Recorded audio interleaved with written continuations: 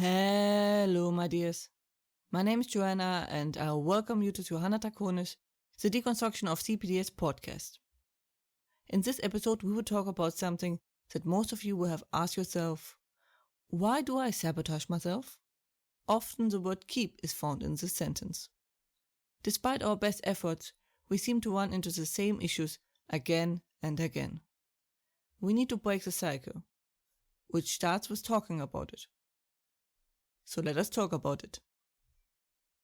I am sure most of you, if not all, have been in the situation where you caught yourself in a behavior you had sworn not to do again.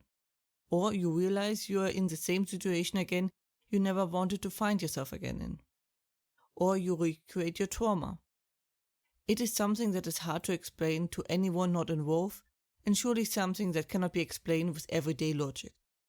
If you have a wound on your body, you usually try to avoid damaging it further, and not redo the wound every now and then.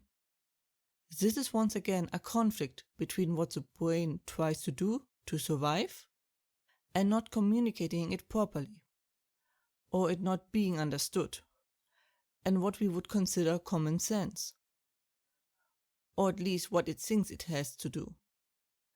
This is not the same as repeating relationship issues, as in keep picking the same type of person, being in a specific role, and the like. This has a different cause, which we will talk about in another episode.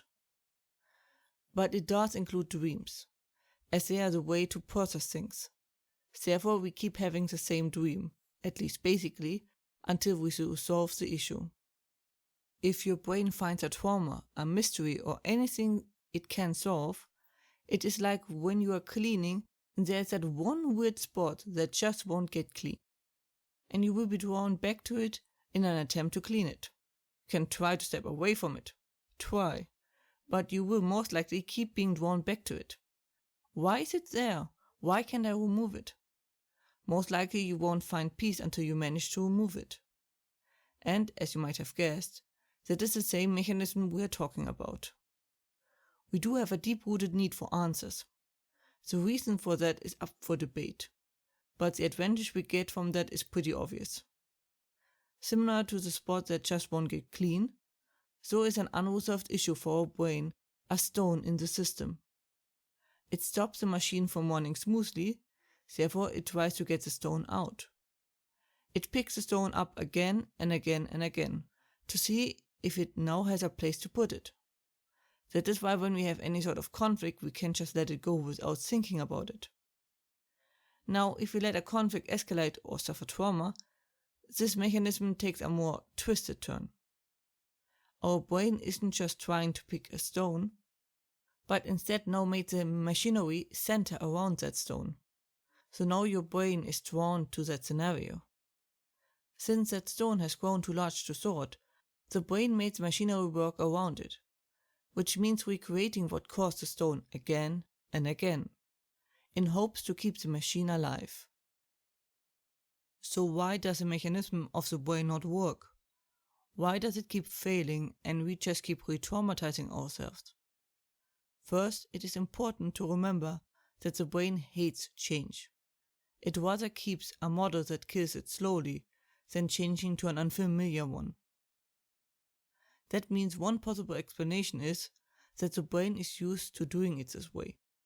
Similar how you keep hitting your fingers while trying to hit a nail.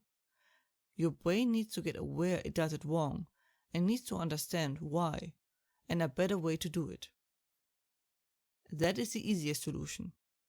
It gets a bit more complicated if the behavior you try to unlearn is linked to something you hold dear or is connected to someone you love or the like. See episode 82 regarding cognitive dissonance for this.